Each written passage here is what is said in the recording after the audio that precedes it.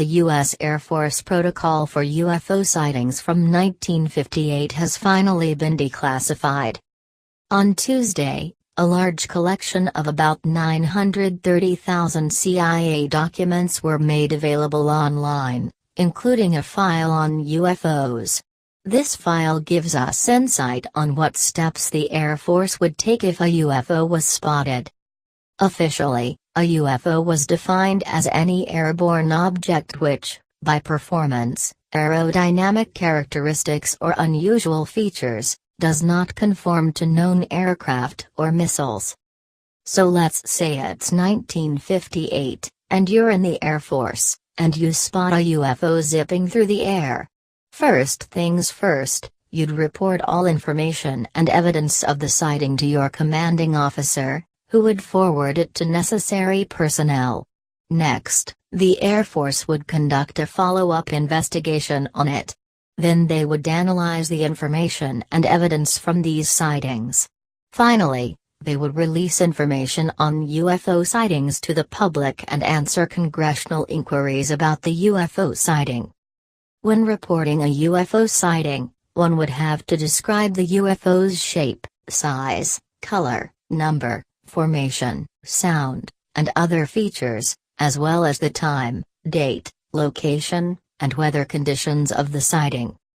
If journalists, writers, publishers, or private civilians release unofficial information about a UFO sighting, the protocol says every effort will be made to assure that these statements and theories are not associated with or represented as official information.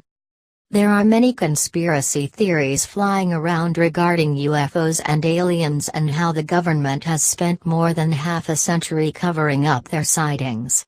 For example, last summer, NASA shut down a live stream of the International Space Station, and conspiracy theorists believed NASA was covering up an alien invasion. And when SpaceX's Falcon 9 rocket exploded on the launch pad on September 1, conspiracy theorists said a UFO sabotaged the test. An investigation later found that the explosion originated from the rocket's second-stage liquid oxygen fuel tank. But the CIA has released declassified files on UFOs before. It's far from an unprecedented action. Last January, the agency released some documents and even photos of possible UFO sightings dated from between 1949 and 1953. And UFOs have been a political issue in the past. With an increasing number of reported UFO sightings in 1966, then Congressman and future President Gerald Ford called upon Congress to conduct a congressional inquiry into these sightings. Why was the Air Force so interested in UFOs? The reasons are in the name. An unidentified object has no known origin or explanation, and thus poses a possible threat to American security.